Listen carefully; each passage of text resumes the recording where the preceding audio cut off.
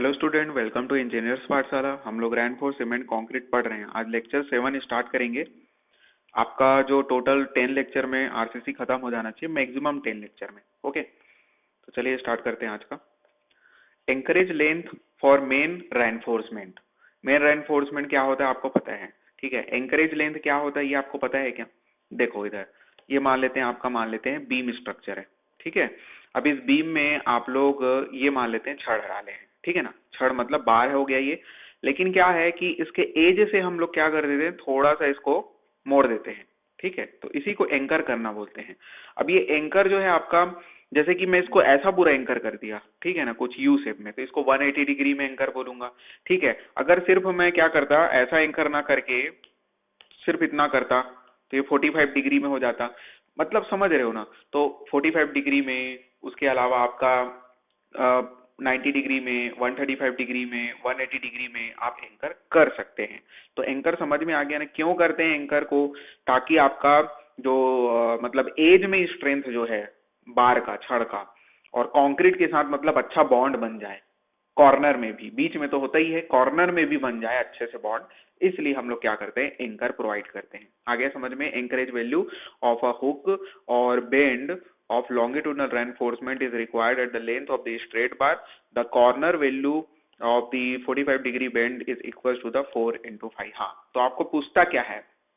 पूछता ये है कि 45 डिग्री बेंड के लिए कितना एंकर प्रोवाइड करेंगे। तो 4 इंटू डायमीटर ऑफ बार, ये 5 जो है आपका डायमीटर ऑफ द बार है, उसका 4 टाइम्स हम लोग हर 45 डिग्री में लेते हैं एंकर वैल्यू, ठीक है। आपको क्या पूछेगा, एंकरेज वैल्यू पूछेगा।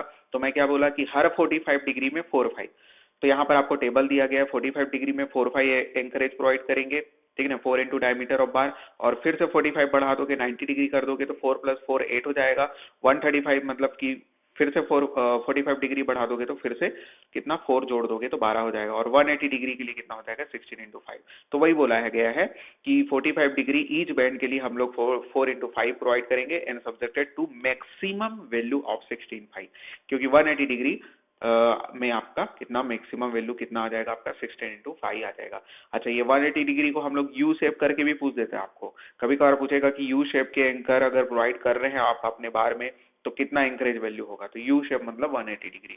ओके, आगे समझ में। तो ये था आपका मेन रेनफोर्समेंट के लिए एंकरेज, ठीक है, मेन रेनफोर्समेंट के लिए। अगर हम लोग ट्रांसवर्स रेनफोर्समेंट या फिर शियर रेनफोर्समेंट की बात करेंगे, तो इसके लिए भी आपको याद रखना है। इसमें उल्टा याद रखना, 180 के लिए 4/5 प्रोवाइड करेंगे, ठीक है। 180 डिग्री के लिए 4/5, उधर 45 डिग्री के लिए कर रहे थे, इधर 180 डिग्री का 4/5 लिखना। फिर 45 कम करना तो 135 आएगा, तो 4 से फिर बढ़ जाना, 6/5 हो जाएगा। उसके बाद फिर सॉरी, फिर से 45 डिग्री जो कम करना, ठीक है ना। उल्टा आ रहा है अपन, 180 फिर 135 फिर 90, तो उधर हो गया 4 के बाद 6 के बाद हो जाएगा 8 इंटू 5। ये आगे समझ में। एंकरेज वैल्यू किसके लिए, एंकरेज वैल्यू शियर रेनफोर्समेंट के लिए एंकरेज वैल्यू, ठीक है। ये इंपॉर्टेंट टेबल था दोनों। उसके बाद देखते हैं हम लोग चेक फॉर डेवलपमेंट लेंथ, ठीक है। डेवलपमेंट लेंथ क्या होता है, प्रीवियस लेक्चर में हम लोग डिस्कस कर चुके हैं। नहीं देखे हो तो लिंक दे दूंगा डिस्क्रिप्शन में, या फिर आप चैनल में जाके प्लेलिस्ट में जाके देख सकते हैं। रेनफोर्समेंट का मतलब आरसीसी का मैं प्ले लिस्ट बनाया हूँ, ठीक है। खैर, तो हम लोग आते हैं अभी एलडी से रिप्रेजेंट करते हैं डेवलपमेंट लेंथ को। डेवलपमेंट लेंथ किससे कम होना चाहिए बोल रहा है इस टेबल में, आपको सीधा बोल रहा है कि m1/v + L0 से आपका डेवलपमेंट लेंथ या तो छोटा होना चाहिए या फिर उसके बराबर हो सकता है, उससे बड़ा नहीं होना चाहिए। इसका मतलब यही है, इसलिए क्योंकि हम लोग टाउ बीडी जानते हैं ना। टाउ बीडी मतलब क्या होता है बॉन्ड स्ट्रेस होता है। बॉन्ड स्ट्रेस जब अपने परमिसिबल बॉन्ड स्ट्रेस से ज्यादा हो जाता था, उस केस में हमारा स्ट्रक्चर फेल हो जाता था ना। तो इसीलिए बॉन्ड स्ट्रेस ज्यादा ना हो, इसीलिए हम लोग डेवलपमेंट लेंथ को उसका लिमिट दे दिए हैं। और वो लिमिट क्या है, इस टेबल में आपको दिया गया है। तो वही बोला गया है कि limitation is to keep the bond stress within permissible limit. आगे समझ में। अब यहाँ पर इसमें M1 क्या है, V क्या है वो देखेंगे। M1 आपका moment of resistance of steel bar, कुल मिला के मोमेंट ऑफ रेजिस्टेंस है, ठीक है। और उसके बाद V आपका क्या होगा, तो वर्टिकल शियर फोर्स है। शियर फोर्स जानते हैं ना, तो वर्टिकल शियर फोर्स V हो जाएगा। L0 क्या है, ये इंपॉर्टेंट है आपका, ये पूछता है एग्जाम में, L0 क्या है। तो आप लोग क्या बोलेंगे कि sum of anchorage length beyond the centre of the support. Sum of anchorage length, anchor मतलब समझ गए, तो anchorage length beyond the centre of the support, या फिर आपका मैकेनिकल एंकरेज, इसी को हम लोग मैकेनिकल एंकरेज भी बोलते हैं L0 को, या फिर क्या बोल सकते हैं, मैकेनिकल एंकरेज क्या होता है, तो sum of anchorage length beyond the centre of the support, centre के बाद जो एंकरेज का जो टोटल लेंथ होगा उसको हम लोग बोलेंगे L0।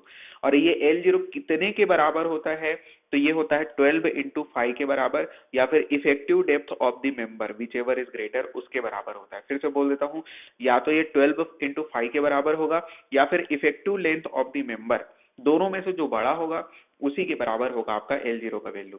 देखो एकदम बढ़िया से मैं पढ़ाते जाऊंगा, आप लोग समझते जाना और लाइक शेयर सब्सक्राइब करते जाना भाई, है ना। उसके बाद देखते हैं IS 456 रिकमेंडेशन देखेंगे। एक्चुअली में बोल क्या रहा है कि जब हम लोग सिंपली सपोर्टेड बीम की बात करेंगे तो उसमें जो सपोर्ट में रिएक्शन के कारण जो आता है कंप्रेशन आ जाता है। सिंपली सपोर्टेड बीम में एंड्स में कंप्रेशन आता है, ठीक है। तो उसके कारण जो M1/V वैल्यू है वो 30% से बढ़ जाता है। तो मतलब अब LD जो पहले था M1/V प्लस L0 से छोटा या बराबर होना चाहिए था, अब 1.3 से मल्टीप्लाई कर देंगे। तो वही चीज आपको लिखा गया है कि as per the IS recommendation that value of M1/V is increased by 30% when ends of the reinforcement are contained by compressive reaction। ठीक है, जब आपके एंड्स में कंप्रेशन रिएक्शन आ रहा है, और जनरली कंप्रेशन रिएक्शन किस केस में आता है, सिंपली सपोर्टेड जब एंड होता है तो आता है। तो कुल मिला के सिंपली सपोर्टेड एंड्स जब होंगे आपके स्ट्रक्चर में तो आपको M1/V वैल्यू को बढ़ाना पड़ेगा, ठीक है। कितने, 30% से बढ़ाना पड़ेगा। ओके, अब समझते हैं स्प्लाइसिंग ऑफ बार क्या होता है। देखो, जब आप लोग छड़ प्रोवाइड कर रहे हैं, ठीक है, स्ट्रक्चर मान लेते हैं आपका कॉलम खड़ा कर रहे हैं, किसी चीज के कंस्ट्रक्शन में कॉलम खड़ा कर रहे हो, तो कॉलम बहुत लंबा हो सकता है, लेकिन हमारे पास छड़ का लेंथ लिमिटेड होता है, तो अपने को छड़ का लेंथ बढ़ाना पड़ता है। तो छड़ के लेंथ को बढ़ाने के लिए एक छड़ से दूसरे छड़ को क्या करोगे, जोड़ोगे। तो उसी जोड़ने को ही हम लोग क्या बोलते हैं, स्प्लाइसिंग बोलते हैं, स्प्लाइसिंग ऑफ बार। इसको मैं बना देता हूँ डायग्राम से। ये मान लेते हैं ये आपका एक छड़ हो गया, ठीक है। इस छड़ में एक और छड़ को आप क्या कर रहे हैं, जोड़ रहे हैं ऐसा करके, ठीक है।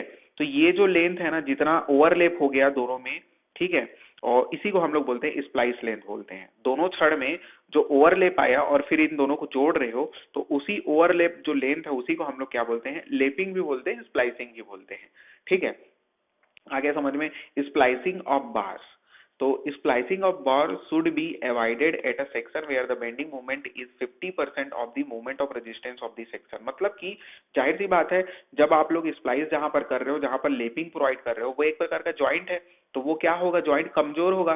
तो आप लोग कभी ये नहीं चाहेंगे कि हमारे स्ट्रक्चर में जहां पर बेंडिंग मूवमेंट ज्यादा आ रहा है वहां पर स्प्लाइस प्रोवाइड करो। तो स्प्लाइस कभी भी वहां पर नहीं प्रोवाइड करोगे जहां पर आपका बेंडिंग मूवमेंट 50% या फिर उससे ज्यादा आ रहा होगा। किसके कंपैरिजन में, मूवमेंट ऑफ रेजिस्टेंस के कंपैरिजन में। तो वही चीज इस पॉइंट को बोला गया है कि splicing of the bar should not be avoided, मतलब should be avoided where the bending movement is 50% of movement of resistance of the section. Okay, उसके बाद फिर बोल रहा है कि not more than 50% of the bar should be spliced at the section. और यही है कि 50% से जो भी उसका लेंथ है ना बार का, उससे 50% ज्यादा स्प्लाइस नहीं कर देना है। मतलब समझ रहे हो, ओवरलैप एकदम ज्यादा नहीं कर देना है, उसके लेंथ के 50% ज्यादा भी नहीं कर देना है, ठीक है। ऐसा कर रहे हो मतलब बहुत छोटा बार को आप क्या करना चाह रहे हो, जोड़ रहे हो, ठीक है। तो ऐसा कोई मतलब ही नहीं है, लेंथ ज्यादा होना चाहिए, ये बोलना चाह रहा है। नहीं समझ में आया क्या, एक बार पढ़ देता हूँ। देखो, not more than 50% of bar should be spliced at the section, ठीक है। इसको मैं भी थोड़ा सा कंफ्यूज हो रहा है, एक मिनट रुकना। ये एक्चुअली में बोलना ये चाह रहा है कि जितना भी हम लोग उस सेक्शन में क्षण प्रोवाइड किए हैं, उस क्षण में से 50% क्षण ऐसे नहीं होने चाहिए कि वो स्प्लाइस्ड हैं, ऐसा बोलना चाह रहा है शायद, ठीक है। थोड़ा सा कंफ्यूज हो रहा हूँ, लेकिन आप लोग अपने से समझ सकते हैं इसको। Not more than 50% of the bar should be spliced at that section, ठीक है। खैर ये इंपॉर्टेंट पॉइंट नहीं था, आगे बढ़ते हैं। Bar of diameter greater than 36 mm should not be spliced but should be welded, ठीक है। ये इंपॉर्टेंट पॉइंट हो सकता है, अभी तक तो पूछा नहीं है, पूछ सकता है। अगर 36 mm डायमीटर ऑफ बार है या फिर उससे ज्यादा बड़ा है, तो हम लोग उसके केस में स्प्लाइस नहीं प्रोवाइड करेंगे, ठीक है। अगर आपका डायमीटर ऑफ बार 36 mm से बड़ा है तो हम लोग स्प्लाइस प्रोवाइड नहीं करते हैं, should not be provided splice. Welding provide कर सकते हैं, ठीक है, वेल्डिंग प्रोवाइड कर सकते हैं बट शुड बी वेल्डेड। उसके बाद फिर बोल रहा है कि लेप स्प्लाइस शुड बी स्टेगर्ड। अच्छा, स्टेगर्ड स्प्लाइस किसको, सॉरी क्या बोलना चाह रहे हैं, हाँ वही तो है, स्टेगर्ड स्प्लाइस किसको बोलेंगे। देखो अब क्या किए हैं, जैसे कि ये ऊपर में यही वाला डायग्राम देखना, लेफ्ट में जो मैं बनाया हुआ हूँ, तो एक क्षण और मैं प्रोवाइड कर देता हूँ ऐसा। ठीक है, तो अब ये दो जगह में क्या हो गया है, स्प्लाइस हो गया है। ठीक है, दो जगह में स्प्लाइस हो गया है, तो लेप स्प्लाइस शुड बी स्टेगर्ड, मतलब कि लेप स्प्लाइस को हम लोग स्टेगर्ड बोल सकते हैं कब, जब centre to centre distance between lap is greater than 1.3। तो ये एक लेप था पहला वाला, और नीचे वाला दूसरा लेप है, तो centre to centre distance between two lap, ठीक है ना, ग्रीन कलर में बना रहा हूँ, उसी को बस देखना आप लोग एकदम ध्यान से। तो centre to centre distance between two lap अगर 1.3 से ज्यादा है, 1.3 टाइम्स ऑफ द लेप से ज्यादा है, ठीक है ना, जो भी लेप लेंथ है उसका 1.3 टाइम्स से ज्यादा है। लेप लेंथ को मैं कुछ भी लिख देता हूँ, मान लेते हैं एलपी लिख देते हैं। ठीक है, तो उससे अगर ज्यादा है तो उसको हम लोग क्या बोलेंगे, स्टेगर्ड स्प्लाइस बोलेंगे। फिर से बोल देता हूं मैं, लेप splice should be staggered if center to center distance between of lap is greater than 1.3 times of the lap। ठीक है, जो भी लेप है उस लेप डिस्टेंस का 1.3 टाइम्स से अगर ज्यादा है दो लेप के बीच का डिस्टेंस, तो उसको हम लोग क्या बोलते हैं, एज्यूम टू बी स्टेगर्ड लेप। ठीक है, उसके बाद फिर देखते हैं द लेप length for the bars in bending tension should not B less then. हाँ, तो अब ये तीन केस आपके सामने आएगा, इसको पहले मैं थोड़ा सा मिटा देता हूँ। देखो, तो ये पहला केस बोल रहा है, किस केस में, बेंडिंग टेंशन के केस में। ठीक है ना, लेप length for the bar in bending tension should not B less then the development length, या फिर 13 इंटू डायमीटर ऑफ द बार। आगे समझ में, लेप लेंथ का वैल्यू किससे छोटा नहीं होना चाहिए, तो लेप लेंथ का वैल्यू बेंडिंग टेंशन के केस में डेवलपमेंट लेंथ या फिर 13 इंटू डायमीटर ऑफ बार से छोटा नहीं होना चाहिए। वहीं पर दूसरा केस है, लेप लेंथ का वैल्यू डायरेक्ट टेंशन के केस में, ऊपर वाला बेंडिंग टेंशन था, ये आपका डायरेक्ट टेंशन है, डायरेक्ट टेंशन के केस में 2 times of the development length या फिर 13 into diameter of bar, 30 into diameter of बार से छोटा नहीं होना चाहिए। ठीक है, और फिर तीसरा केस में बोल रहा है, लेप length in comparison not less than development length या फिर 24 times of the diameter of बार। तो पहला दोनों केस जो था वो टेंशन के लिए था, पहला बेंडिंग टेंशन था, दूसरा डायरेक्ट टेंशन हो गया, और अभी जो है कंपैरिजन के केस में है, तो कंपैरिजन के केस में डेवलपमेंट लेंथ या फिर 24 times of the diameter of बार से लेप लेंथ का वैल्यू कम नहीं होना चाहिए, लेप लेंथ कम नहीं होना चाहिए। ठीक है, आगे समझ में। उसके बाद हम लोग समझते हैं बंडल्ड बार क्या बोलते हैं। बंडल बार क्या होता है उसको मैं बता देता हूँ। जैसे कि आपका ये क्या था, कॉलम है मान लो, ऊपर इसका टॉप व्यू बना दिया हूं मैं। ठीक है, अब यहाँ पर क्या किए हम लोग, ऐसा ऐसा क्षण प्रोवाइड करते हैं ठीक है, लेकिन हम लोग एक क्षण के साथ जोड़ दे दो क्षण। ठीक है, मतलब दो क्षण ही यूनिफॉर्म जैसे बिहेव कर रहे हैं। मान लो ये आपका क्या था, फिर से कॉलम है। अब यहाँ पर इस कॉलम में हम लोग दो दो क्षण ऐसा ऐसा एक एक साथ में प्रोवाइड किए हैं। ठीक है, यूनिफॉर्म क्षण, तो इसी को हम लोग बंडल क्षण बोलते हैं। मतलब कि एक क्षण में हम लोग क्या कर रहे हैं, दो या दो से ज्यादा क्षण एक साथ जोड़ दे, तो उसको क्या बोलते हैं अपन, बंडल्ड क्षण बोलते हैं। बंडल में है बोलते हैं ना, वैसी तो है यार, बंडल्ड क्षण। ठीक है, तो डेवलपमेंट लेंथ बंडल्ड क्षण के केस में या फिर बंडल्ड बार के केस में कितना होना चाहिए, तो development length require for the each bar in bundled shall be increase by 10%। मतलब कि 10% डेवलपमेंट लेंथ बढ़ जाएगा अगर दो बार है। ठीक है ना, बंडल्ड बार कैसा है, दो बार वाला है। ठीक है, तो increase by 10% for the two bars in contact and 20% for the three bars in the group and 33% for the four bars. फिर से बोल देता हूं, अगर बंडल बार कैसा वाला है, दो बार वाला है, तो दो के केस में आपका 10% बढ़ जाएगा, तीन है तो 20%, और चार है तो 33% आपका बढ़ जाएगा। क्या चीज, डेवलपमेंट लेंथ। ये चीज बताना चाह रहा था। ठीक, डेवलपमेंट लेंथ ऊपर बढ़े ना, डेवलपमेंट लेंथ यहाँ पर बढ़ जाता है। ठीक, उसके बाद फिर देखते हैं टॉर्सन क्या होता है। टॉर्सन ट्विस्टिंग मूवमेंट समझते हैं, नहीं समझते होंगे, है ना। तो जैसे कि मैं एक यहाँ पर ऐसा करके कुछ बीम बना दिया हूँ। अब इस बीम में क्या लग रहा है, आपका ऐसा मूवमेंट लग रहा है। ठीक है, यहाँ पर क्या है, दोनों तरफ से मान लेते हैं फिक्स कर देते हैं, और आपका ऐसा मूवमेंट कर रहे हो, उसको क्या करना चाह रहा है, मरोड़ना चाह रहा है एक हिसाब से, तो ऐसे मूवमेंट को हम लोग ट्विस्टिंग मूवमेंट बोलते हैं। और अच्छे से समझने की कोशिश करते हैं जैसे कि हमारे पास कैसा स्ट्रक्चर बना दूं मैं, ऐसा कुछ स्ट्रक्चर बना दूं। ठीक है, ऐसा नहीं बनाना चाहिए, 1 मिनट रुक जाना। तो 3D टाइप का दिखे वैसा बना रहा हूँ, है ना। तो ये हमारे पास एक बीम है मान लो,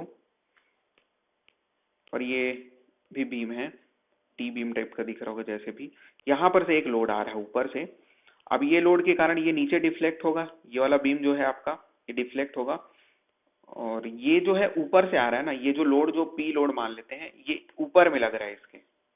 1 मिनट यार,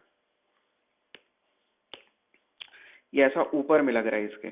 तो ये क्या करेगा, नीचे ये क्या हो जाएगा, डिफ्लेक्ट होना चाहेगा ये बीम, और साथ ही साथ ये वाला जो बीम है उसको वो क्या करना चाहेगा, डिफ्लेक्ट।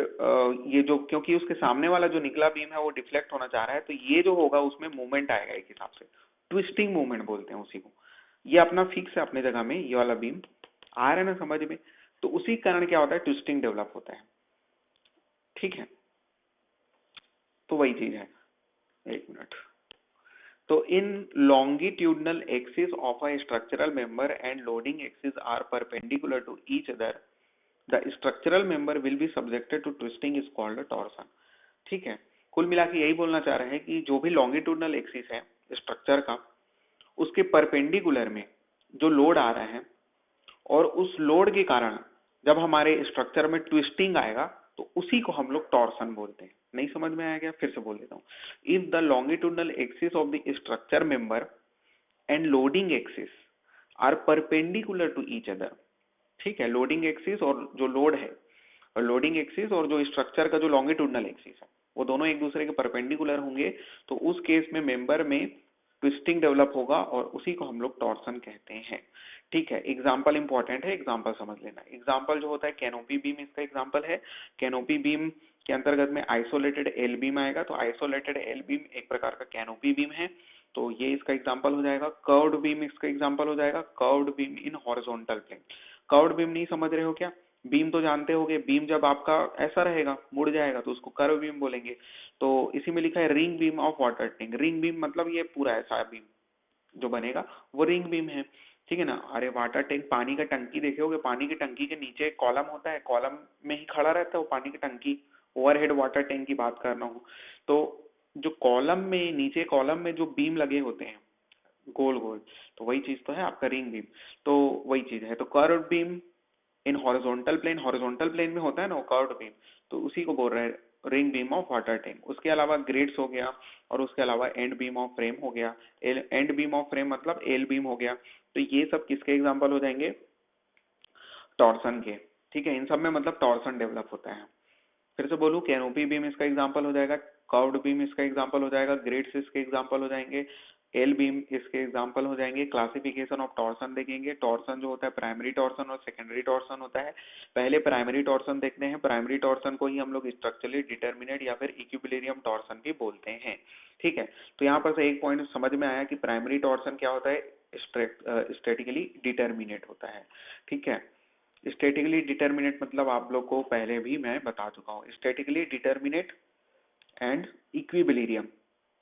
इसके अंतर्गत में कौन कौन से स्ट्रक्चर आते हैं, कैनोपी बीम इसी के अंतर्गत में आता है, और curved beam in horizontal plane मतलब कि आपका रिंग बीम जो है इसी के अंतर्गत में आता है। प्राइमरी टॉर्सन के अंतर्गत में इट मस्ट बी डिजाइन, देखो प्राइमरी टॉर्सन है ये, तो ये आपका इसका डिजाइन नेसेसरी होता है। ठीक है, since it is a primary requirement, इसलिए हमको इसको डिजाइन करना ही पड़ता है, हमारे स्ट्रक्चर को टॉर्सन के लिए, प्राइमरी टॉर्सन के लिए डिजाइन करना ही पड़ता है। लेकिन सेकेंडरी टॉर्सन क्या होता है, नेसेसरी नहीं होता, कब करते हैं उसको आगे समझते हैं। सेकेंडरी टॉर्सन जो होता है उसको स्टैटिकली इनडिटर्मिनेट होता है, या फिर कॉम्पेबिलिटी टॉर्सन भी बोल सकते हैं। स्टैटिकली इनडिटर्मिनेट होता है, कॉम्पेबिलिटी होता है। कॉम्पेबिलिटी मतलब समझ रहे हो ना यार, कॉम्पेबिलिटी इक्वेशन समझे थे ना, वही है और कुछ नहीं है। तो कुल मिला के सेकेंडरी टॉर्सन या सेकेंडरी टॉर्सन ही आपका स्ट्रक्चरली इनडिटर्मिनेट टॉर्सन भी कहला सकता है, और कॉम्पेबिलिटी टॉर्सन भी कहलाता है। तो यहाँ पर एज बीम ऑफ फ्रेम और ग्रिड्स इसके एग्जांपल हो जाएंगे। एज बीम या फिर एंड बीम भी बोल सकते हो। एंड बीम किसके अंतर्गत में आता था, एल बीम के अंतर्गत में आता था, और ग्रिड्स भी इसी के अंतर्गत में आता है। तो ये दोनों इसी के एग्जांपल हो जाएंगे सेकेंडरी टॉर्सन के। और सेकेंडरी टॉर्सन का जो डिजाइन होता है वो किस केस में जरूरी होता है, उसको देखते हैं। Torsional stiffness of the member is not consider. जब टॉर्सनल स्टीफनेस मेंबर का हम लोग कंसिडर नहीं करते हैं तो उस केस में डिजाइन जरूरी नहीं होता। Design for the torsion is not necessary. फिर से पढ़ो, if torsion stiffness of the member is not consider in analysis then the structure need not to be design for the torsion. लेकिन उसका vice versa हो जाएगा, if torsional stiffness of member is considered, if torsional stiffness of the member is considered in the analysis then structure must be design for the torsion. ठीक है, उसके बाद समझते हैं design of the rectangular beam section. Rectangular beam section का design देखो, यहाँ पर आपको 2 पॉइंट याद रखना है। पहले तो हम लोग फ्लेंज और वेव जानते हैं ना, तो उसी से रिलेट करके समझना। पहले तो हम लोग क्या पढ़ते हैं कि फ्लेंज जो होता है उसमें बेंडिंग आएगा और वेव जो होता है उसमें शियर आता है। ठीक है, मतलब वेव जो रहता है वो शियर फोर्स को रेजिस्ट करता है और बेंडिंग मूवमेंट को कौन रेजिस्ट करता है? फ्लेंज रेजिस्ट करता है। जैसे टी बीम एल बीम में फ्लेंज और वेव दोनों होता है ना, तो वैसे ही। तो जो लॉन्गिट्यूडनल रेनफोर्समेंट होते हैं, ठीक है, longitudinal reinforcement is determined for the equivalent movement obtained from the flexural movement, from the flexural movement and torsion. मतलब कि लॉन्गिट्यूडनल रेनफोर्समेंट किसके लिए क्यों डिटरमाइन करते हैं? तो लॉन्गिट्यूडनल रेनफोर्समेंट मूवमेंट के लिए डिटरमाइन करते हैं। ये चीज याद रखना, determine for the equivalent movement, ये आपको डायरेक्ट एग्जाम में पूछता है। ठीक है, लॉन्गिट्यूडनल एक जो रेनफोर्समेंट होते हैं या फिर मेन रेनफोर्समेंट होते हैं वो इक्विलिब्रियम या फिर इक्विवेलेंट मूवमेंट के लिए डिटरमाइन किया जाता है। या फिर किस पे बेस्ड होता है? तो मूवमेंट पे बेस्ड होता है, फ्लेक्सुरल मूवमेंट पे बेस्ड होता है। जबकि वहीं पर ट्रांसवर्स एक्सिस या फिर ट्रांसवर्स रेनफोर्समेंट जो होते हैं उसी को वेव रेनफोर्समेंट भी बोल रहा है। It is determined for the equivalent shear force. It is determined किसके लिए डिटरमाइन किया जाता है? Determined for the equivalent shear force from the shear and torsion. ठीक है, आपको यहाँ पर शियर याद रखना है और ऊपर में मूवमेंट याद रखना है। ठीक है, उसको मैं फ्लेंज और वेव करके आपको बता दिया हूँ ताकि याद रहे। फ्लेंज आपको किसको कंसिडर कर सकते हैं? लॉन्गिट्यूडनल रेनफोर्समेंट को, और वेव रेनफोर्समेंट भी बोलते हैं ट्रांसवर्स रेनफोर्समेंट को। तो ये किसके लिए डिजाइन किया जाएगा? शियर के लिए, या फिर डिटरमाइन किया जाएगा। ठीक है, आगे बढ़ते हैं। डिजाइन स्टेप्स देखते हैं। स्टेप्स आपको याद नहीं रखना है, लेकिन याद क्या रखना है आपको कि क्या चीज है और कैसे निकलेगा। Determine equivalent shear. तो इक्विवेलेंट शियर क्या चीज होता है? इक्विवेलेंट शियर को वी से रिप्रेजेंट करते हैं और इक्विवेलेंट शियर निकालने के लिए आपको शियर फोर्स पता होना चाहिए। शियर फोर्स को हम लोग जोड़ेंगे 1.6 इंटू TU/B से। TU क्या है? तो टॉर्सनल मूवमेंट है। TU क्या है? Torsional movement. और B क्या है? विड्थ ऑफ द बीम है।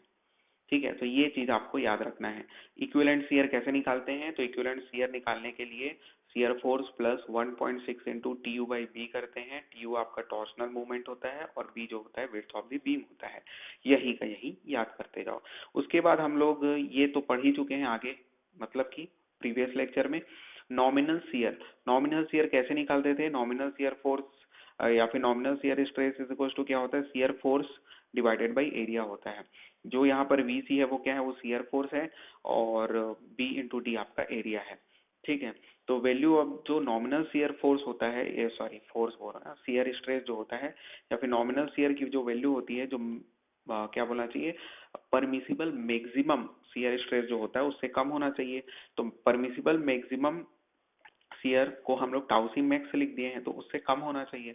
और अगर ऐसा नहीं होता तो हमको सेक्शन को फिर से रीडिजाइन करना पड़ता, तो वही लिखा है। अदरवाइज क्रॉस सेक्शनल एरिया या फिर जो डायमेंशन है उसको हमको फिर से रिवाइज करना पड़ेगा, फिर से डिजाइन करना पड़ेगा, क्योंकि इसका मतलब ये हो जाएगा कि हमारा सेक्शन सह नहीं पा रहा है स्ट्रेस को, है ना। इसलिए टाउ भी मतलब नॉमिनल शियर स्ट्रेस की वैल्यू हमेशा कम होना चाहिए टाउ सी मैक्सिमम से। दूसरा केस हम लोग क्या पढ़े थे कि टाउ भी जब छोटा है टाउ सी से। टाउ भी मतलब कि नॉमिनल शियर है और टाउ सी मतलब क्या होता है? Design shear stress. तो डिजाइन शियर स्ट्रेस बोलो या फिर डिजाइन शियर स्ट्रेंथ बोल लो। अगर टाउ बी का वैल्यू छोटा है, इसका मतलब ये होता था कि स्ट्रेस को सह ले रहा है हमारा स्ट्रक्चर और स्टील की भी जरूरत नहीं पड़ती थी, कंक्रीट ही अकेले सह ले रहा है। लेकिन उसके बाद भी हमको रेनफोर्समेंट की जरूरत पड़ती है, ये बोलते थे हम लोग कि मिनिमम रेनफोर्समेंट तो हम लोग उसके बावजूद भी प्रोवाइड करते ही थे।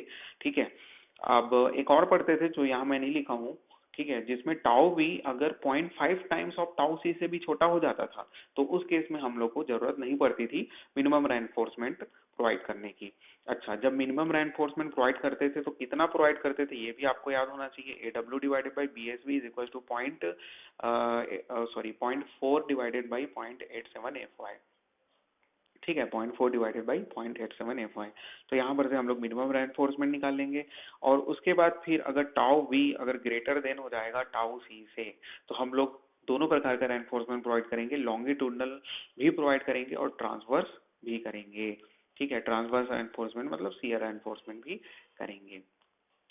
ठीक है, आगे देखते हैं। उसके बाद फिर देखेंगे लॉन्गिट्यूडनल रेनफोर्समेंट मतलब मेन रेनफोर्समेंट के बारे में, उसमें टेंसाइल रेनफोर्समेंट देखेंगे, कंप्रेशन रेनफोर्समेंट देखेंगे। Tensile reinforcement longitudinal tensile reinforcement shall be provided to resist the equivalent bending movement. तो वही चीज है, लॉन्गिट्यूडनल रेनफोर्समेंट ऊपर भी मैं बताया था कि किस लिए प्रोवाइड करते हैं, बेंडिंग मूवमेंट को रेजिस्ट करने के लिए। तो वही लिखा है कि longitudinal tensile reinforcement shall be provided to resist the equivalent bending movement and equivalent bending movement is equal to क्या होता है आपका MU प्लस MT होता है। MU क्या होता है, फैक्टर बेंडिंग मोमेंट होता है और MT क्या होता है, फैक्टर बेंडिंग मोमेंट के कारण जो बेंडिंग मोमेंट आता है, bending moment contributed by factor. ठीक है, तो फैक्टर बेंडिंग मोमेंट के कारण जो बेंडिंग मोमेंट आएगा वो कुल मिला के आपका क्या हो जाएगा, MT हो जाएगा। MT को निकालने का तरीका भी बताया, उतना इंपॉर्टेंट नहीं है। ठीक है, एक बार देख सकते हो कि TU into 1 plus D by B divided by 1.7। TU क्या होता है, टॉर्सनल मूवमेंट, पीछे पड़े हैं, और D बाई बी क्या है, D क्या है आपका ओवरऑल डेप्थ है और B क्या है विड्थ ऑफ द सेक्शन है। तो यहाँ पर से MT निकाल लोगे। कुल मिला के आप लोगों को ये थोड़ा सा याद रखना है कि इक्विवेलेंट मूवमेंट जो होता है वो MU प्लस MT होता है। MU क्या है, MT क्या है, अभी मैं बता दिया। उसके बाद देखते हैं कंप्रेसर रेनफोर्समेंट। कंप्रेसर रेनफोर्समेंट की क्या कंडीशन है, देखो जब आपका MT ग्रेटर देन होगा MU, ठीक है, उस केस में हमको कंप्रेशन रेनफोर्समेंट प्रोवाइड करने की जरूरत पड़ती है। पढ़े थे ना यार हम लोग डबली रेनफोर्समेंट सेक्शन, उसी केस में तो हम लोग कंप्रेशन रेनफोर्समेंट प्रोवाइड करते थे। जितना बेंडिंग मूवमेंट आ रहा था, अब उससे ज्यादा बेंडिंग मूवमेंट हम लोग ला रहे हैं हमारे स्ट्रक्चर में, तो मूवमेंट ऑफ रेजिस्टेंस जो था वो बिगड़ जाएगा, मतलब वो सह नहीं पाएगा। ठीक है, तो मूवमेंट ऑफ रेजिस्टेंस को बढ़ाना पड़ेगा, उसके लिए हम लोग एक्स्ट्रा रेनफोर्समेंट प्रोवाइड करेंगे, एक्स्ट्रा स्टील प्रोवाइड करेंगे। तो उससे ओवर रेनफोर्स हो जाता था। ओवर रेनफोर्समेंट को ओवरकम करने के लिए, निगलेक्ट करने के लिए फिर हम लोग कंप्रेशन रेनफोर्समेंट प्रोवाइड करते थे। तो वही बोल रहा है कि MT अगर ग्रेटर देन हो जाएगा MU से तो उस केस में हम लोग कंप्रेशन रेनफोर्समेंट प्रोवाइड करेंगे। और longitudinal compression reinforcement shall be provided on the flexural compression face due to resist the equivalent movement. तो ये भी, इसका भी एक ही रीजन होता है, लॉन्गिट्यूडनल या फिर मेन रेनफोर्समेंट क्यों प्रोवाइड किया जाता है, चाहे कंप्रेशन में, टेंशन में, इक्विवेलेंट मूवमेंट को रेजिस्ट करने के लिए। ठीक है, आ गया।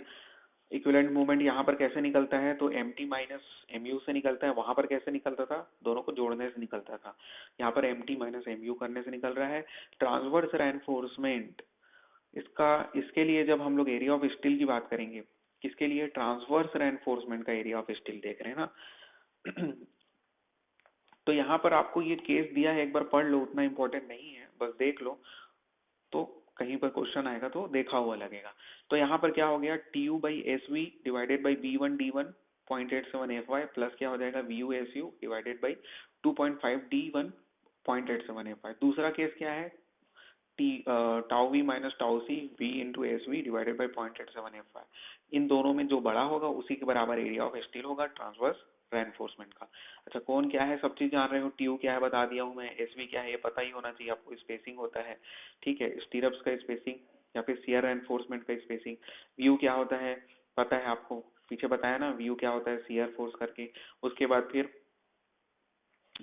SV तो वही है 0.87 FY में FY क्या होता है पता होना चाहिए। D1 और D2 क्या होता है नीचे में लिखा हूँ, देखो D1 क्या होता है, centre to centre distance between the corner bar in the direction of the depth होता है। ठीक है ना, centre to centre distance between the corner bars in the direction of depth. और B1 क्या होता है, B1 होता है आपका centre to centre distance between the corner bar in the direction of width. ठीक है, तो विड्थ के डायरेक्शन में जो सेंटर टू सेंटर डिस्टेंस होता है, और डेप्थ के केस में जो centre to centre distance between the corner bars जो होते हैं। ठीक है, ये बस था। उसके बाद फिर देखते हैं आगे, maximum spacing of the shear stirrups, जो ट्रांसवर्स रेनफोर्समेंट है शियर स्टीरप्स है, उसका मैक्सिमम स्पेसिंग कितना होना चाहिए। बीम सब्जेक्टेड टू टॉर्सन, अगर आपके बीम में टॉर्सन केस पड़ रहे हैं ना अभी, तो ये जो शियर स्टीरप्स नॉर्मल वाला नहीं है, इसमें टॉर्सन भी लग रहा है ना, इस चीज को याद रखना। अदरवाइज आप लोग वो याद करोगे, शियर स्टीरप्स के बीच का स्पेसिंग हम लोग पढ़े थे ना, डी पढ़े थे, 0.75 डी पढ़े थे और 300 mm पढ़े थे। ठीक है, वो अलग चीज था।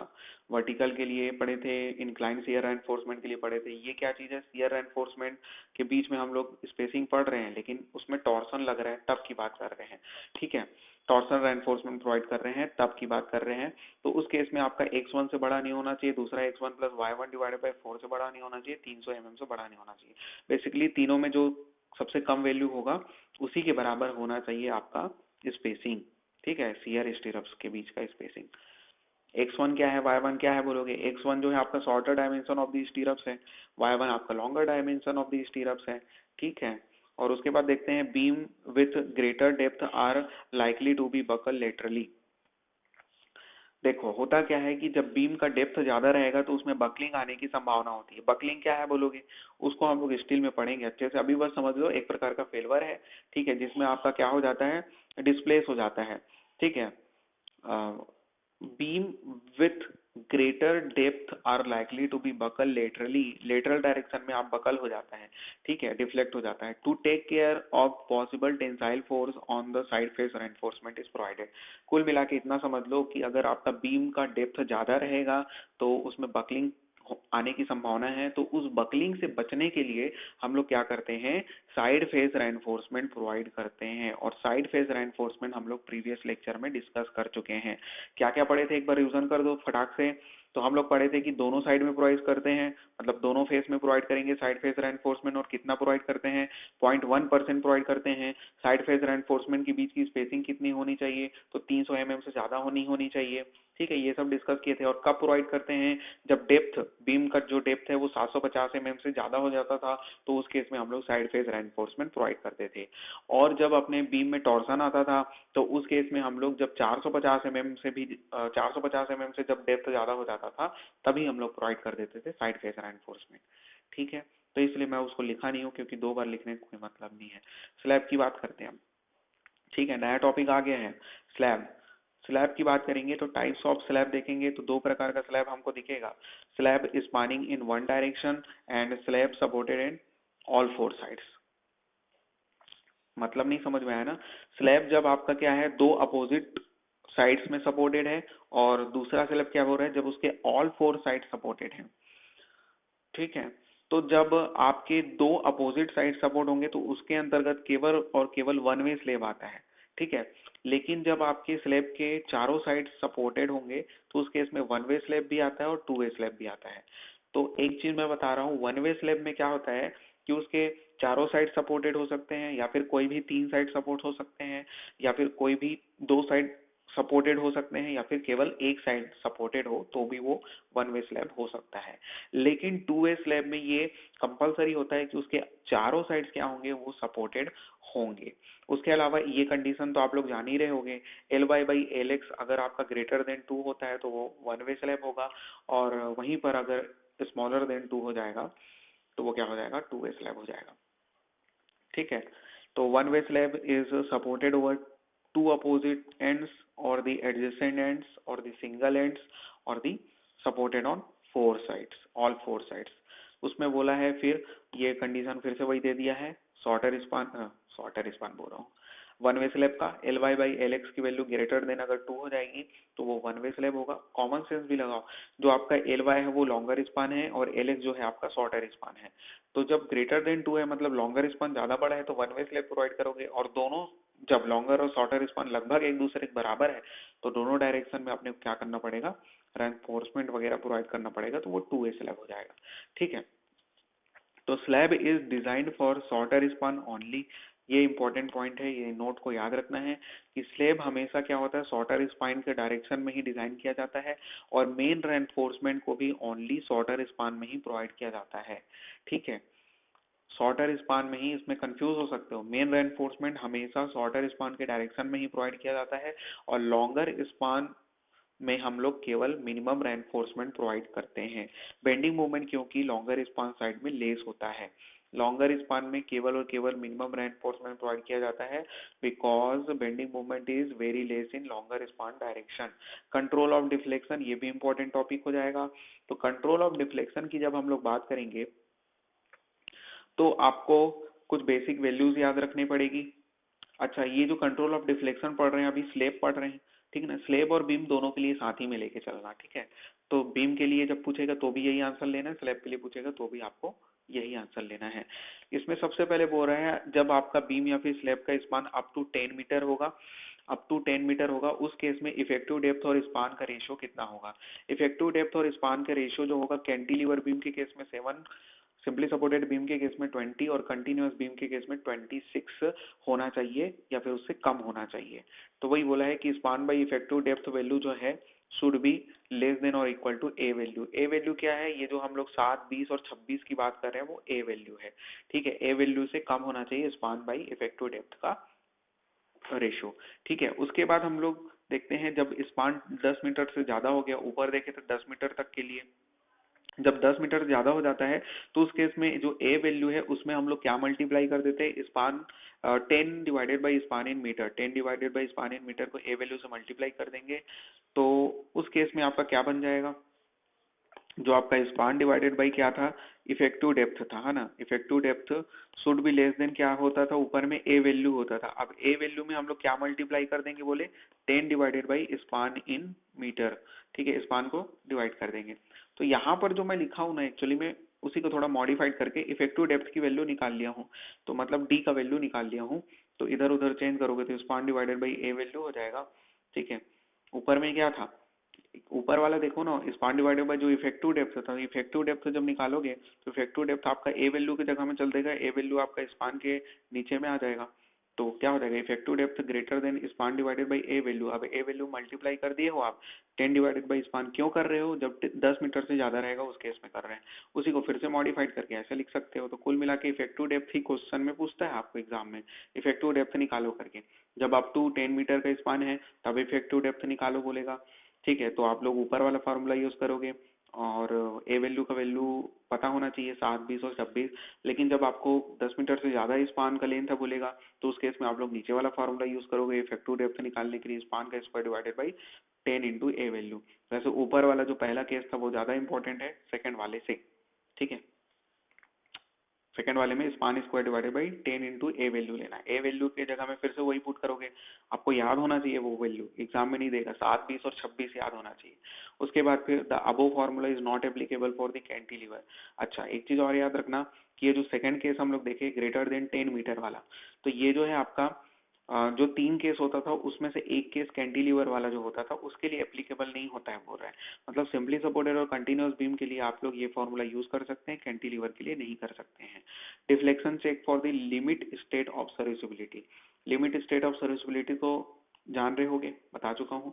तो उस केस में अपने को डिफ्लेक्शन चेक करना है, उसका 2 कंडीशन होगा, दोनों को रट लेना है आपको, ठीक है। बोल रहे हैं कि final deflection due to all loads, मतलब कि फाइनल डिफ्लेक्शन आ रहा है कौन कौन से लोड के कारण, इंक्लूडिंग इफेक्ट ऑफ टेम्परेचर के कारण जब डिफ्लेक्शन आएगा, क्रीप के कारण या फिर श्रिंकेज के कारण, ठीक है।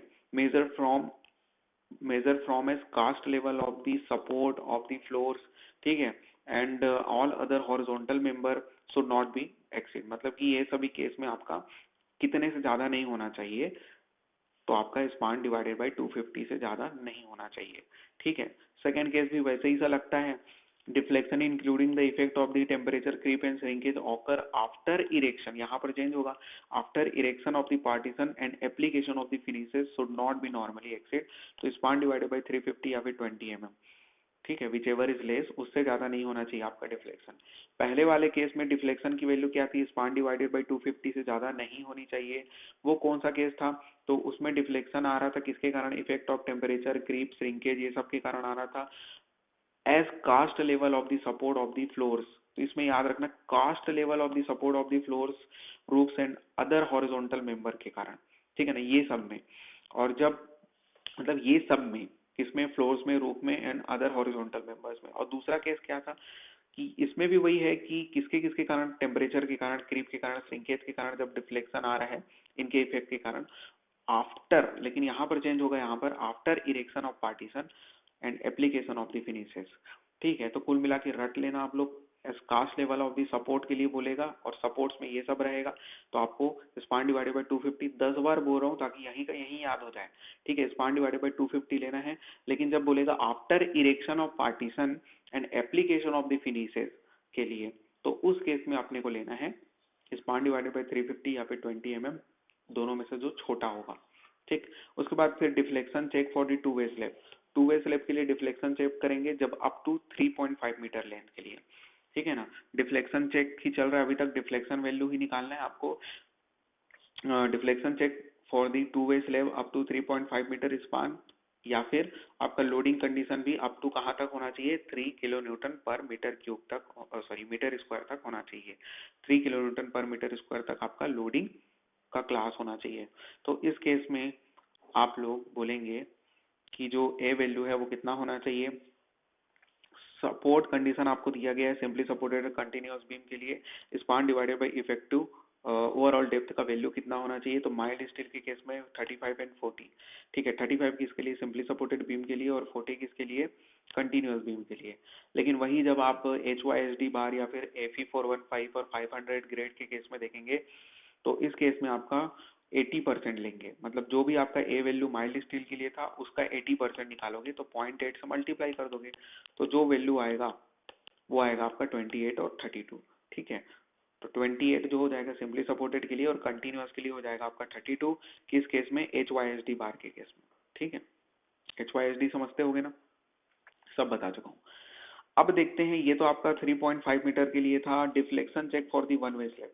अच्छा, ऊपर वाला टू वे स्लैब के लिए था, अब नीचे वाला क्या देखते हैं हम लोग, वन वे स्लैब के लिए देखते हैं। तो वन वे स्लैब के लिए आपको फिर से वैसे ही याद रखना है, सिंपली सपोर्टेड के लिए आपका 30 याद रखना, कंटिन्यूअस के लिए 35 याद रखना, और कैंटिलीवर के लिए 12 याद रखना। कैंटिलीवर के लिए जनरली कम होता है, तो कैंटिलीवर के लिए 12 हो जाएगा, सिंपली सपोर्टेड बीम के लिए 30 हो जाएगा, और 35 इसके लिए हो जाएगा कंटिन्यूअस के लिए। ठीक है, वन वे स्लैब के केस में डिफ्लेक्शन चेक हो गया। आगे देखते हैं। नोट में आपको लिखा है कि clear cover for the main reinforcement shall not be, ये तो आपको पता ही होगा ना यार। क्लियर कवर हम लोग आरसीसी में कितना प्रोवाइड करते हैं, मतलब किसके केस में, स्लैब के केस में। स्लैब के केस में जो कवर प्रोवाइड करते हैं वो 20 mm प्रोवाइड करते हैं। ये सब कोडल प्रोविजंस है, मैं अपने से नहीं बता रहा हूँ, ऊपर जितना भी पढ़ते आ रहे हैं आरसीसी में सब चीज कोड का ही दिया गया है। कुल मिला के आपको याद रखना है, समझ में जो आता है वो समझना है। ठीक, आगे देखते हैं। तो minimum percentage of the reinforcement in any direction, minimum reinforcement हम लोग कितना प्रोवाइड करते हैं, तो हम लोग प्रोवाइड करते हैं 0.12% of the total cross sectional area provide करेंगे। किस केस में, HYSD बार के केस में। ये सब स्लैब ही चल रहा है ना, तो स्लैब के लिए हम लोग मिनिमम रेनफोर्समेंट पढ़ रहे हैं। मैं बात बात में मतलब बीच बीच में आप लोगों को वो करते जाता हूँ रिकॉल की स्लैब पढ़ रहे हैं, समझ में आना चाहिए। उसके बाद फिर देखते हैं 0.15%, 0.15% for the 0.5% of the total cross sectional area हम लोग रेनफोर्समेंट प्रोवाइड करेंगे किस केस में, माइल्ड स्टील के केस में। ठीक है ना, आगे समझ में। मिनिमम टेंशन, ये सब बहुत इंपॉर्टेंट है। मिनिमम टेंशन रेनफोर्समेंट निकालने बोलेगा तो आपको ये वाला कंडीशन याद रखना है। देखो, हम लोग ऊपर में क्या पढ़े थे, शियर रेनफोर्समेंट के लिए पढ़े थे, यहाँ पर उसको मत कर देना, मिला मत देना। ये मिनिमम टेंशन रेनफोर्समेंट है, मतलब मेन बार के लिए है। वो किसके लिए था, शियर रेनफोर्समेंट के लिए था। तो टेंशन रेनफोर्समेंट के लिए AST divided by BD should not be greater, मतलब शुड बी ग्रेटर देन और इक्वल टू क्या हो जाएगा, 0.85 डिवाइडेड बाई FI। ठीक है, 0.85 डिवाइडेड बाई FI, ऊपर वाला क्या था, 0.4 डिवाइडेड बाई 0.87 FI, यहाँ पर 0.85 डिवाइडेड बाई FI। ठीक है, अब आगे देखते हैं। मैक्सिमम टेंशन या फिर compression reinforcement for the beam या फिर स्लैब जो होता है 4% of the cross sectional area होता है। ये इंपॉर्टेंट है, ये पता ही होगा आप लोगों को। मैक्सिमम टेंशन या फिर कंप्रेशन जो भी बोले, कितना होना चाहिए, मिनिमम ऊपर में पढ़े 0.12% और 0.15%, और मैक्सिमम कितना, 4%, ज्यादा नहीं होना चाहिए। ठीक है, अब स्पेसिंग देख लेते हैं। रेनफोर्समेंट हो गया, रेनफोर्समेंट कितना प्रोवाइड करते हैं। अब रेनफोर्समेंट के बीच की स्पेसिंग देखते हैं। मेन बार की जब बात करेंगे तो 3D या फिर 300 mm, 3D या फिर 300 mm विचेवर इज लेस, उससे ज्यादा स्पेसिंग नहीं होना चाहिए। ट्रांसवर्स रेनफोर्समेंट या फिर डिस्ट्रीब्यूशन रेनफोर्समेंट भी बोलते हैं इसको। तो इस केस में हम लोग कितना प्रोवाइड करेंगे, 5D या फिर 450 mm, which ever is less, उससे ज्यादा स्पेसिंग उनके नहीं होना चाहिए। Particle recommendation for the slab, देखो पार्टिकल नहीं है वो, प्रैक्टिकल है, कुछ भी। Practical recommendation for the slab, तो प्रैक्टिकल रिकमेंडेशन सब आईपीएस कोड में दिया है, मैं अपने से नहीं बता रहा हूँ ना। Minimum diameter of the main bar, minimum, फिर मैक्सिमम की बात करेंगे। मिनिमम उतना इंपॉर्टेंट नहीं है, मिनिमम जो होता है 10 mm का कम से कम डायमीटर ऑफ बार होना चाहिए। स्लैब में हम लोग प्रोवाइड कर रहे हैं, उस क्षण की बात कर रहे हैं हम लोग। Minimum diameter of the main बार जो होता है 10 mm होगा, किस केस में, आपका 250 के केस में, Fe 250 मतलब माइल्ड स्टील के केस में। और यही चीज हो जाएगा आपका 8 mm जब आप HYSD बार प्रोवाइड कर रहे हैं, ठीक है। डिफॉर्म्ड बार जब प्रोवाइड कर रहे हैं तो आपका 8 mm हो जाएगा मिनिमम डायमीटर ऑफ बार, ठीक है। अब मिनिमम डायमीटर ऑफ डिस्ट्रीब्यूशन बार की बात कर लेते हैं। जो ट्रांसवर्स बार होता है उसका मिनिमम डायमीटर 6 मीटर नहीं भाई, मीटर तो बहुत हो जाएगा, 6 mm से कम नहीं होना चाहिए, कम से कम 6 mm होना चाहिए, चाहे आपका Fe 250 हो चाहे HYSD हो। अब मैक्सिमम रेनफोर्समेंट की बात कर लेते हैं। मैक्सिमम रेनफोर्समेंट ऊपर भी पड़े हैं, 4%, ज्यादा नहीं होना चाहिए। और maximum diameter of bar, minimum diameter of बार वो देख लिए ना, 10 और 8 mm। अब मैक्सिमम डायमीटर ऑफ बार देख ले मेन रेनफोर्समेंट का, वो होता है 1/8, 1/8 of the total thickness of the slab. ये बहुत इंपॉर्टेंट है, याद रखना, 1/8 of the total thickness of the जो भी स्लैब होगा उसके बराबर आपका मैक्सिमम डायमीटर ऑफ बार होगा, या फिर 12 mm, which ever is less, याद रखना। मतलब 1/8 इंटू टोटल थिकनेस अगर करोगे तो ये मान लेते हैं आपका 16 mm आ गया, तो हमको पता होना चाहिए कि 12 mm से ज्यादा हम लोग प्रोवाइड करते ही नहीं है स्लैब में मेन रेनफोर्समेंट, तो हम लोग 16 नहीं लेंगे, उस केस में 12 ही लेंगे, ठीक। ये चीज बताना चाह रहा था। उसके बाद फिर देखते हैं check for the lateral stability of the beam. Slenderness limit देखेंगे या फिर लेटरल स्टेबिलिटी के अगेंस्ट, जब ऊपर में डिफ्लेक्शन चेक देखे, अभी हम लोग लेटरल स्टेबिलिटी के अगेंस्ट चेक देखेंगे। तो उस केस में जब सिंपली सपोर्टेड या फिर कंटिन्यूअस बीम होता है तो 60B या फिर 250B²/d, which ever is less. मेरे को समझ आ रहा होगा, बहुत सारा चीज आपको लग रहा होगा कि याद करना पड़ेगा, लेकिन करना ही पड़ेगा अगर आपको सिलेक्शन चाहिए तो, ठीक है। तो सिंपली सपोर्टेड बीम या फिर कंटिन्यूअस बीम के केस में क्या हो जाएगा आपका, 60B या फिर 250B²/d, which ever is less. ये किस केस में है, सिंपली सपोर्टेड बीम और कंटिन्यूअस बीम के केस में है। क्या चीज देख रहे हैं हम लोग, लेटरल स्टेबिलिटी के अगेंस्ट चेक देख रहे हैं, ठीक है। और जब हम लोग कैंटिलीवर बीम की बात करेंगे तो उस केस में हो जाता है 25B या फिर 100B²/d, which ever is less, ठीक है। आगे समझ में। इसके बाद देखते हैं टू वे स्लैब। अभी तक वन वे स्लैब पढ़ रहे थे और टू वे स्लैब के बारे में भी कुछ कुछ बात किए हैं। तो अभी देख रहे हैं two way slab. Two way slab क्या होता है, is said to be two way slab if, ऊपर में बात किए थे हम लोग कि slab must be supported on all 4 edges, मतलब कि उसके जो चारों एजेस हैं वो सपोर्टेड होना चाहिए। दूसरा कंडीशन क्या होता है, Ly/Lx should be less than और इक्वल टू 2, ठीक है। ग्रेटर देन 2 होने से वन वे स्लैब होता था, या तो 2 के बराबर हो या फिर उससे छोटा हो, तो उस केस में क्या हो जाता है, टू वे स्लैब हो जाता है। ऊपर में शायद सिर्फ लेस देन 2 लिखा हो, तो उसको लेस देन और इक्वल टू याद रखना ना, लेस देन और इक्वल टू 2 होगा तो उस केस में आपका क्या हो जाएगा, टू वे स्लैब। एडवांटेज क्या होता है टू वे स्लैब का वन वे स्लैब के कंपैरिजन में, bending movement and deflection are considered small.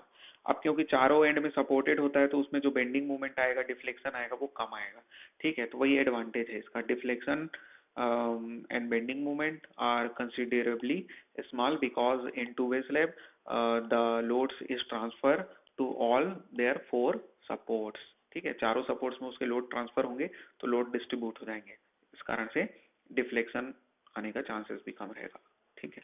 आगे देखते हैं, slab are considered as divided in each direction. अब स्लैब जो होता है लॉन्गर डायरेक्शन में भी मिडिल स्ट्रिप और एज स्ट्रिप में डिवाइड होगा, और शॉर्टर डायरेक्शन में भी क्या होता है, मिडिल स्ट्रिप और एज स्ट्रिप में डिवाइड होता है। तो slab are considered as divided into each direction into middle strip and edge strip as shown in the figure, ठीक है। तो एल वाई आपका क्या है, लॉन्गर स्पान है, और एल एक्स क्या है, शॉर्टर स्पान है। जो ये एज स्पान दिख रहा है ना, एज स्पान में हम लोग केवल और केवल क्या करते हैं, मिनिमम रेनफोर्समेंट प्रोवाइड करते हैं, और मिडिल स्ट्रिप में क्या करते हैं, मेन रेनफोर्समेंट प्रोवाइड करते हैं। मिनिमम रेनफोर्समेंट कहाँ, एज स्ट्रिप में, और मेन रेनफोर्समेंट मिडिल स्ट्रिप में प्रोवाइड करते हैं। तो मैक्सिमम मूवमेंट जो आएगा वो केवल और केवल किस में अप्लाई करते हैं बोल रहे हैं, मिडिल स्ट्रिप में ही आएगा, क्योंकि वहां पर मेन रेनफोर्समेंट प्रोवाइड किए हैं। मैक्सिमम मूवमेंट एम एक्स हो चाहे एम वाई हो, apply only at the middle strip and tensile reinforcement is provided at the mid span in the middle strip। बताया हूँ टेंशन रेनफोर्समेंट मतलब जो मेन लॉन्गिट्यूडनल रेनफोर्समेंट होता है वो। टॉर्सनल रेनफोर्समेंट, जब हमारे स्ट्रक्चर में टॉर्सन आता है तो टॉर्सन के केस में हम लोग टॉर्सनल रेनफोर्समेंट प्रोवाइड करेंगे। तो shall be provided at corner, ठीक है, कहाँ पे प्रोवाइड किया जाता है टॉर्सनल रेनफोर्समेंट को, कॉर्नर में प्रोवाइड किया जाता है, corner where the slab is simply supported on both edges, ठीक है। तो सिंपली सपोर्टेड अगर हमारा स्ट्रक्चर होगा तो दोनों ही एज में हम लोग टॉर्सनल रेनफोर्समेंट प्रोवाइड करेंगे कॉर्नर में, ठीक है, दोनों ही एज में कॉर्नर में हम लोग टॉर्सनल रेनफोर्समेंट प्रोवाइड करेंगे सिंपली सपोर्टेड बीम के केस में।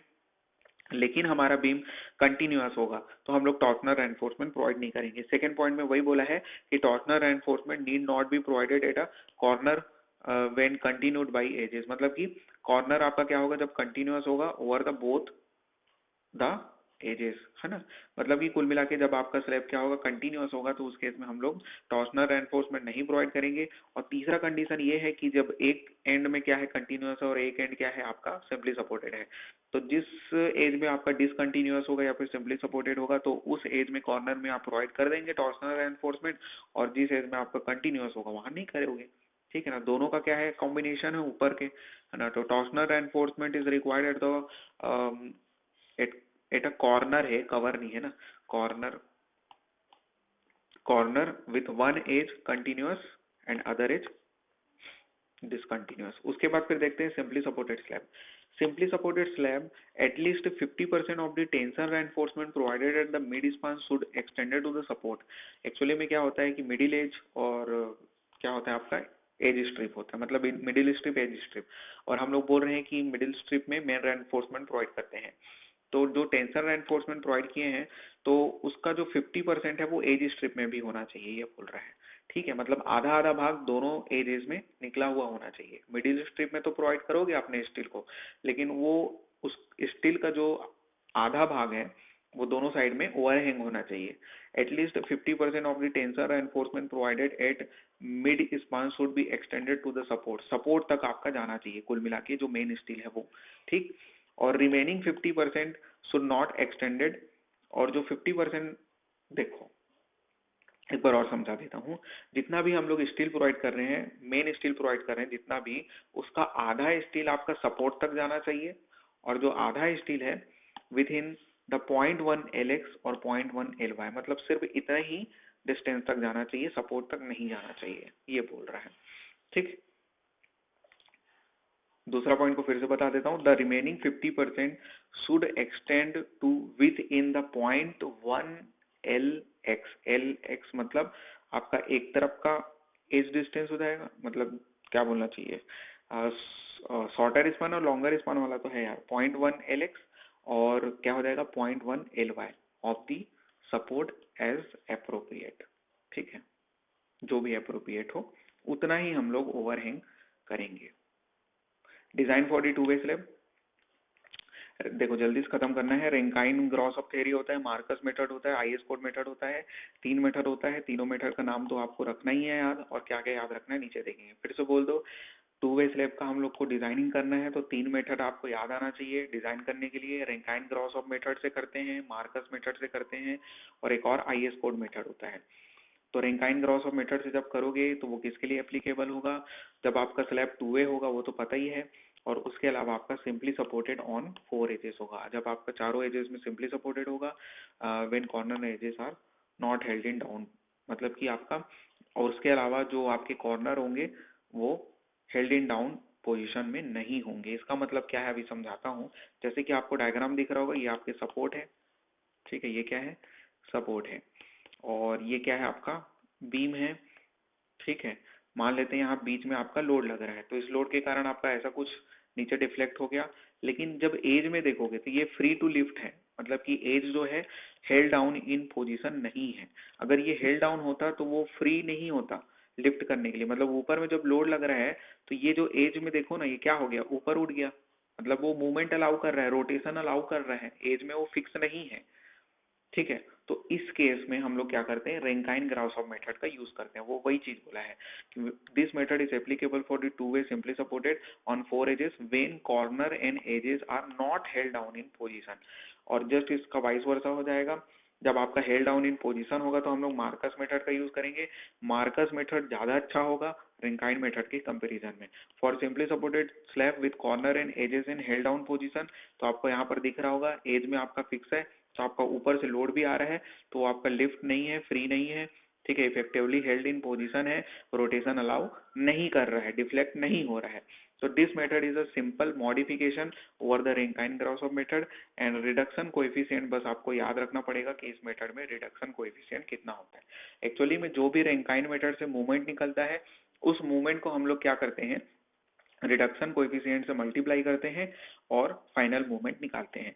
रिडक्शन कोएफिशिएंट इसलिए आपको एग्जाम में पूछता है मार्कस मेथड में reduction coefficient 1 minus 5/6 r⁴ divided by 1 plus r⁴ होता है। ठीक है। फिर आईएस कोड मेथड आता है। आईएस कोड मेथड किसके लिए एप्लीकेबल होता है, रिस्ट्रेंट स्लैब के लिए। रिस्ट्रेंट स्लैब मतलब वही हो जाएगा जो इफेक्टिवली हेल्ड इन पोजीशन है, जो रोटेशन अलाउ नहीं कर रहा है, मतलब चारों एंड में सपोर्ट है। ठीक, तो ये हो जाएगा आपका आईएस कोड मेथड भी सेम और applicable for the all type of the slab. Simply supported slab के लिए, कंटिन्यूस स्लैब के लिए, ऑल प्रकार के स्लैब के लिए आईएस कोड मेथड सुटेबल होता है। बस इतना ही याद रखना है आपको इसमें, और कुछ नहीं याद रखना है। तो होप आपको सब चीज समझ में आया होगा। समझ में आया होगा तो लाइक शेयर एंड सब्सक्राइब कर दीजिए, ठीक है, क्योंकि आप लोगों के लिए मैं इतना मेहनत कर रहा हूँ। तो मिलते हैं नेक्स्ट लेक्चर में। Thank you.